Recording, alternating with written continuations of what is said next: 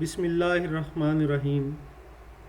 इन्नल्लाह व मलाइकतहु युसल्लूना अलन नबी या अय्युहल्लज़ीना आमनु सल्लु अलैहि व सल्लिमु तस्लीमा। जी स्टूडेंट्स, कल हमने पिछले लेक्चर में पढ़ा था सिंपल पास्ट टेंस के हवाले से। आज उसका थोड़ा काम रहता है, उसको मुकम्मल करते हैं और उसके साथ साथ जो कल काम किया था उसकी भी एक जो है ना थारो सी रिवीजन, जल्दी से उसमें से गुजर जाते हैं। चलें जी, स्टार्ट करते हैं। सिंपल पास्ट टेंस हम पढ़ रहे थे और सबसे पहले मैंने एक स्टेटमेंट आपको दिखाई थी। वो स्टेटमेंट प्रेजेंट टेंस में थी, अगर चाहे हम पास्ट पढ़ रहे थे। वो प्रेजेंट में क्यों थी? क्योंकि वहाँ पर एवरी का वर्ड लगा हुआ था। एवरी मामूल को जाहिर करता है, वो प्रेजेंट में होता है। और फिर इसके मैंने सारे वर्ब्स जो थे वो अंडरलाइन कर दिए थे इसमें जो थे, और ये प्रेजेंट टेंस के वर्ब थे। ये आपने देख लिया कि ये प्रेजेंट टेंस था। अब ये पास्ट से इसका फ़र्क किस तरह से होता है, फिर मैंने यही स्टेटमेंट जो है वो नीचे कॉपी कर दी थी, और वो स्टेटमेंट जो है ऊपर वाली प्रेजेंट में थी, नीचे वाली पास्ट में, ताकि फ़र्क वाजे हो जाए। क्योंकि पास्ट में सेकंड फॉर्म यूज़ होती है, इसलिए। अब जब मैंने इसको हाईलाइट किया था ये रेड में, तो इससे ये क्लियर हो गया कि ये जी पास्ट है। एक तो एवरी की बजाय लास्ट का वर्ड यूज़ हो गया, और बाकी तमाम वर्ब्स जो हैं उनकी फॉर्म सेकंड आ गई। इससे ये पता चल गया कि ये पास्ट इंडेफिनेट टेंस है। और इसके बाद फिर मैंने आपको जो है इर्रेगुलर वर्ब्स के बारे में बताया था। ये ऐसे वर्ब्स होते हैं जिनकी कोई ख़ास जो है ना बनाने के लिए ख़ास कोई पैटर्न नहीं होता, कोई तरीका नहीं होता। रेगुलर वर्ब्स जो हैं उनका तरीका होता है बनाने के लिए, डी ई डी लगा के वो बन जाते हैं, या आई ई डी लगा के वो बन जाते हैं, जो रेगुलर होते हैं। इर्रेगुलर उनका कोई तरीका नहीं है, इनको हमें याद रखना पड़ता है। और ये मैंने कुछ इर्रेगुलर वर्ब्स निकाले थे, हालांकि इससे ज़्यादा हैं जिनको को याद किया जा सकता है। तो इर्रेगुलर वर्ब्स इसलिए निकाले थे ताकि पता लगे आपको कि इर्रेगुलर वर्ब जो हैं इनका बनाने में कोई पैटर्न वगैरह यूज़ नहीं होता। तो इसके बाद मैंने इनका पास्ट नीचे लिख दिया था, और फिर वो पास्ट जो था कि इसके अगेंस्ट कौन कौन सा आना है, ये फिर आपने मुझे बताया भी था, हमने ये किया था। तो ये फिर सारे इस टेबल में हमने पुट कर लिए थे। इसके बाद जी हमने क्या किया था, हमने बिली द किड, ये एक छोटी सी स्टोरी का हवाला था, इसको यहाँ पर लिखा था। ये क्यों लिखा था इस स्टोरी को? ताकि इसमें जो पास्ट के वर्ब आ रहे हैं उसको अंडरलाइन किया जाए और आपको समझाया जाए कि पास्ट में रेगुलर वर्ब जो होते हैं वो किस तरह से बनते हैं। ई डी डी या आई ई डी लग के वो बनते हैं, तो वो किस तरह से बनते हैं ये समझाने के लिए ये स्टेटमेंट लिखी थी। इसको सारे हमने इसके वर्ब्स को अंडरलाइन किया, आपको पता था। और फिर मैंने आपको बताया था कि ये डी या ई डी लग के ये बनेगा। आई ई डी वाले भी केस हैं, और इसके अलावा डबल करके के वो भी केस हैं, वो हम अभी उसको भी मैं बताता हूँ दोबारा से। जी, ये जो पिछली स्टेटमेंट थी बिली द किड में, उसमें से हमने ये वर्ब निकाल लिए थे। ये वर्ब जो थे इस्तेमाल हुए थे, और इनमें अब हमने क्योंकि पढ़ना है कि ई डी लग के पास्ट कैसे बना, डी लग के पास्ट कैसे बना, और डबल आखिर वाला वर्ड डबल होके ई डी लग के पास्ट कैसे बना, और फिर ये कि अगर एंड पे वाई आए और उसके पीछे कॉन्सोनेंट हो, उसका पास्ट बनाना हो तो कैसे बनाना था। ये इसी स्टेटमेंट में से ये वर्ब निकाल के इस पे हमने ये अमल किया। देखें, जब हमने पहले निकाले थे ये मिस्ड, और ये जितनी भी लिस्ट है इसमें ई डी लगा के हमने इसका पास्ट बना लिया। और नीचे क्योंकि जो अराइव, मूव और फायर है ये पहले से ही ई लगा हुआ है, इसलिए इसमें ई नहीं ऐड करना पड़ेगा, सिंपली डी ऐड करना। ये दूसरी बात हमने की थी इस हवाले से। और फिर हमने कहा था कि अगर एंड पे वाई आए और उसके पीछे कॉन्सोनेंट वर्ड हो, कॉन्सोनेंट वर्ड वो होता है जो वॉल वर्ड के अलावा होता है, वॉल वर्ड मैंने बताया था AEIOU, इसके अलावा जितने भी वर्ड होते हैं वो कॉन्सोनेंट होते हैं। अगर वाई के पीछे कॉन्सोनेंट है, जैसे ये है ना हरी, ऊपर देखें लिस्ट में तीसरा जो है ना तीसरा वर्ड है हरी, हरी में आगे वाई आ रहा है और उसके पीछे कॉन्सोनेंट आर आ रहा है। अब हरी का अगर हमने पास्ट बनाना है तो ये ऐसे नहीं बनाना कि हरी ईडी सिर्फ लगा लें, हमें आई वाई को आई में बदलना पड़ेगा।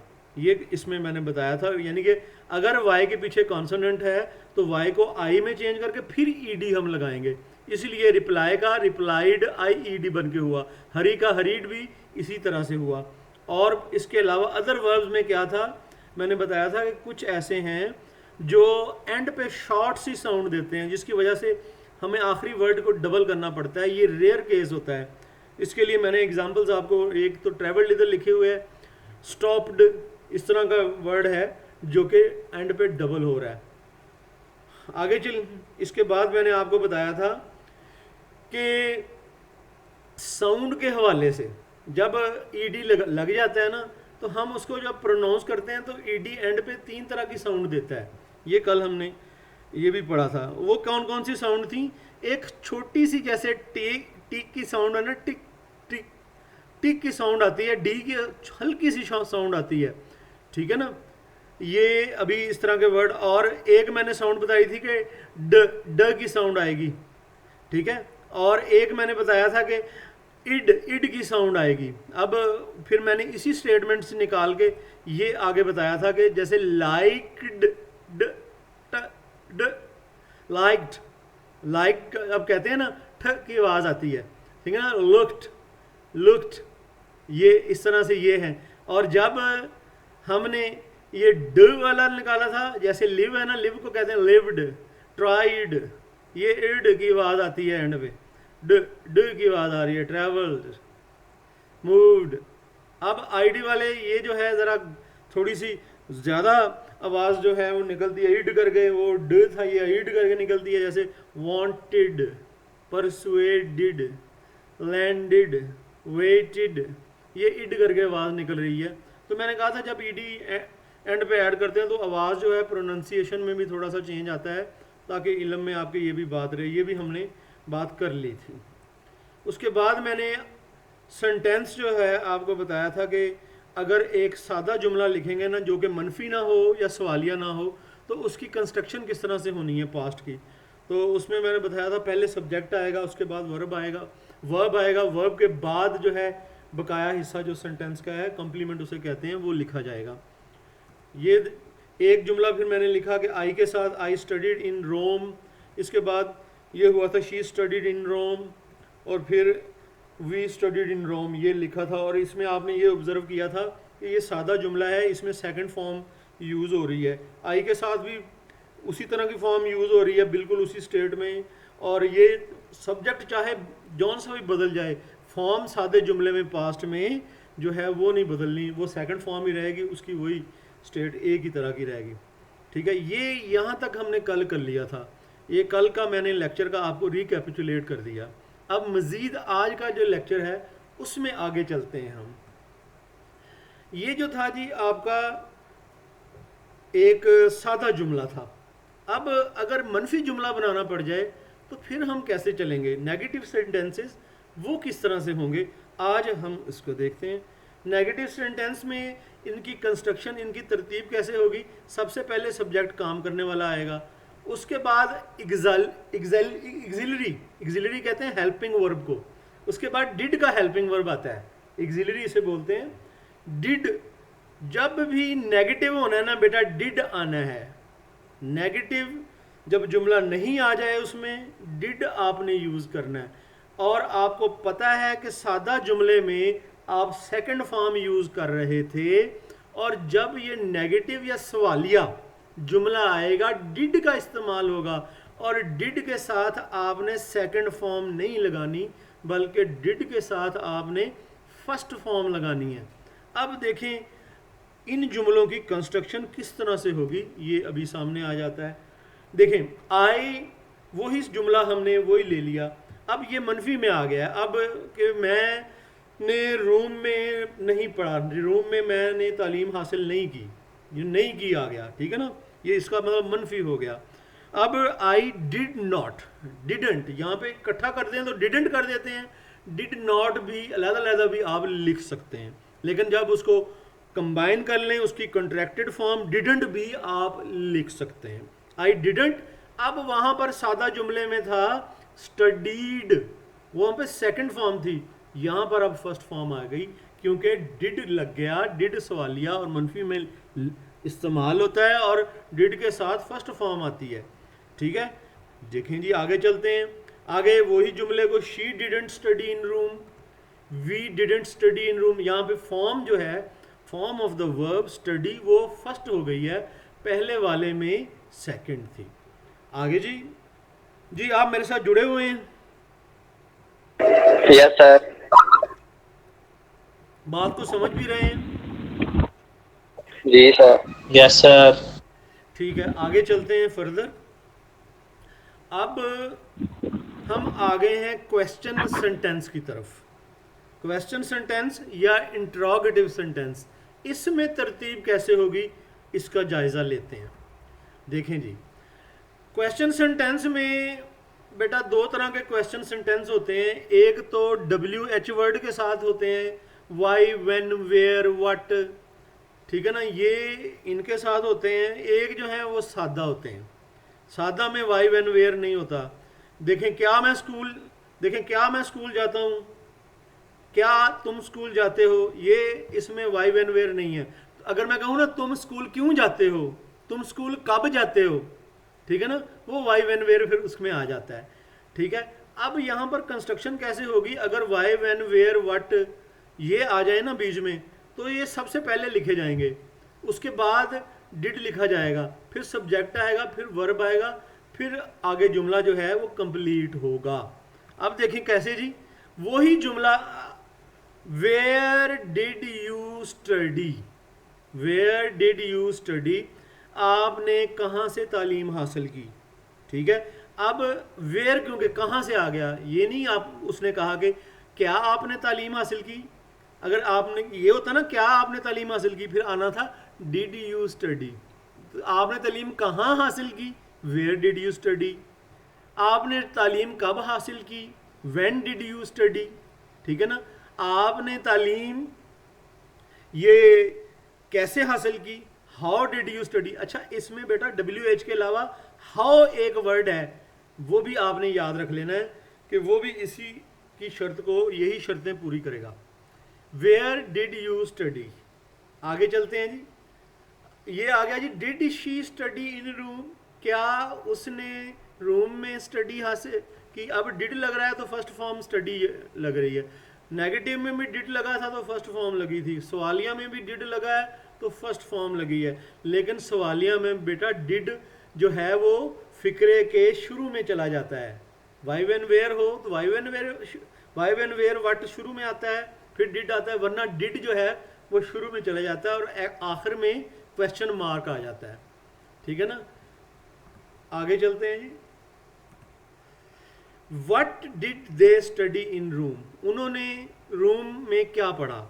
अब इसमें क्यों वट का इस्तेमाल आ गया, अब वट अगर आया है तो सबसे पहले WH का की फैमिली में से आएगा, फिर डिड आएगा, फिर सब्जेक्ट आ गया दे, और फिर फर्स्ट फॉर्म स्टडी, और ये इस तरह से ये जुमला कंप्लीट हुआ। क्या आप मेरे साथ जुड़े हुए हैं और बात को समझ रहे हैं? या सर जुड़े हुए हैं, बात से समझ रहे हैं जी। आगे बेटा फर्दर चलते हैं कि पास्ट में के साथ कौन से एक्सप्रेशन या वर्ड्स मखसूस होते हैं जो पास्ट के साथ यूज़ होते हैं। अगर वो यूज़ हुए हों तो सेंटेंस में तो आप समझ लें कि सेंटेंस पास्ट टेंस का है, ठीक है, पास्ट इंडेफिनिट टेंस का है। ये वर्ड है लास्ट, लास्ट का वर्ड अगर आ जाए ना किसी जुमले में तो ये पास्ट के साथ यूज़ होता है। और कौन सा जी वर्ड जो ख़ास तौर पे येस्टरडे, येस्टरडे का वर्ड आ जाए पास्ट में यूज़ होता है। इसी तरह के और से हैं ये, लेकिन सबसे ज़्यादा कॉमनली यूज़ होते हैं इसलिए अलहदा निकाल दिए हैं ताकि, और ये आपके पेपर में भी आते हैं, ये यूज़ हुए होते हैं और आपने टेंस तलाश करना होता है काफ़ी ज़्यादा सेंटेंसेस इस हवाले से आते हैं, ठीक है ना। तो इसलिए मैंने ये अलहदा कर दिए। और अगो अगो का भी आए तो जाहिर है पिछली बात है, पास्ट की बात है, ये भी पास्ट इंडेफिनिट में यूज होता है। और ये बात जो है, अगर किसी सन का जिक्र हो पास्ट में, ठीक है ना, किसी मंथ का जिक्र हो पास्ट में, तो उसके साथ इन लगता है, आपको पता है। और जब इन लगता है, किसी भी ईयर का जिक्र होगा, 1976 यहाँ पे लिखा हुआ है 2003, तो 2004 ईयर का जिक्र होगा, तो इसका मतलब पास्ट का जिक्र है, ठीक है ना। और इसी तरह किसी मंथ का माजी में जिक्र होगा तो इसका मतलब पास्ट का जिक्र है। आगे चलें। बाज़ औक़ात व्हेन किसी जुमले में इस्तेमाल होता है, व्हेन इस्तेमाल होके ना एक जुमला किसी और टेंस में लिखा होता है, दूसरा पास्ट टेंस में लिखा होता है, तो दोनों पास्ट में आएंगे, ठीक है ना। जब व्हेन यूज़ होगा ना, एक में पास्ट है उसके साथ व्हेन लगाएंगे तो अगला वाला जो है वो भी पास्ट में ही जुमला आएगा। तो ये एक किस्म की पहचान थी जो मैंने आपको बताई है। तो बेटा ये था पास्ट टेंस के हवाले से जो है ना थोड़ा आपके साथ डिस्कशन। लेकिन ये जो है कंप्लीट जो है, इसमें आपको ग्रिप कब होगी, जब आप जो है इसकी प्रैक्टिस करेंगे। ये लेक्चर आप सुनते रहिएगा, आपके साथ ये डिस्कस किया है, ठीक है। जब भी आपके टेंसेस के हवाले से और भी लेक्चर मैं बनाऊंगा इंशाल्लाह वो भी आप सुनिएगा, तो फिर आपके टेंसेस जो हैं वो उम्मीद है इंशाल्लाह इम्प्रूव हो जाएंगे, ठीक है बेटा। I wish you very best of luck in this lecture, ठीक है। No if you have some questions you can ask me, or otherwise I will see you in the next lecture.